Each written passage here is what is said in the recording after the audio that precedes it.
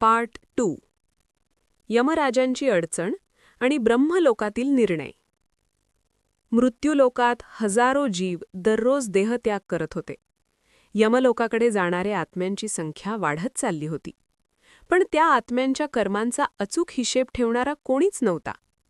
यमराज दररोज पापी आणि पुण्यवान जीवांचा न्याय करत होते. पण त्यांच्या मनात एकच प्रश्न घोळत होता. मी न्याय देतोय, पण न्यायाचा आधार काय? काही आत्मे रडत होते, काही संतप्त होते, काही स्वतःला निर्दोष म्हणत होते. यमराजांच्या दरबारात गोंधळ वाढत चालला होता. यमराजांचा अंतर्मनातील संघर्ष. एके दिवशी यमराज गंभीर चिंतेत बसले होते. त्यांच्या हातात दंड होता, पण मनात शंका होती. ते स्वतःशीच म्हणाले, जर एखादं पाप माझ्या नजरेत आलंच नसेल तर? जर मनात केलेल्या पापांचा हिशेबच नसेल तर?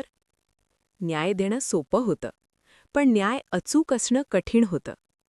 त्याच क्षणी यमराजांनी मोठा निर्णय घेतला. ब्रह्मलोकाकडे प्रस्थान. यमराज आपल्या दिव्य वाहनावर आरूढ झाले आणि थेट ब्रह्मलोकाकडे निघाले. आकाशीय ध्वनी, शंखनाद.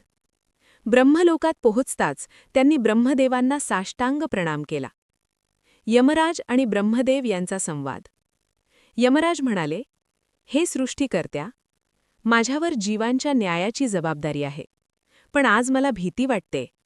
कुठे अन्याय तर होत नाही ना? कर्मांची संख्या अमर्याद आहे, पण त्यांची नोंद नाही. ब्रह्मदेव शांतपणे ऐकत होते.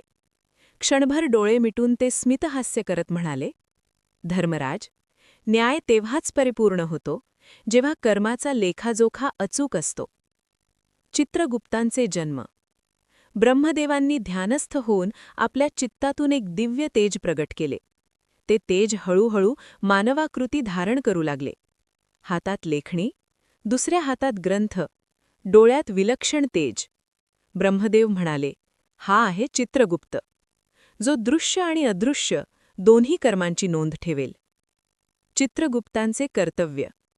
ब्रह्मदेव पुढे म्हणाले, हा केवळ लिहिणारा नाही, हा मनातील विचारही वाचू शकतो. पाप फक्त कृतीने होत नाही, कधीकधी विचारही पाप असतो. यमराज नतमस्तक झाले. नावकरण आणि वरदान. ब्रह्मदेव म्हणाले, तू धर्माचा लेखापाल आहेस, म्हणून तुझं नाव चित्रगुप्त. तू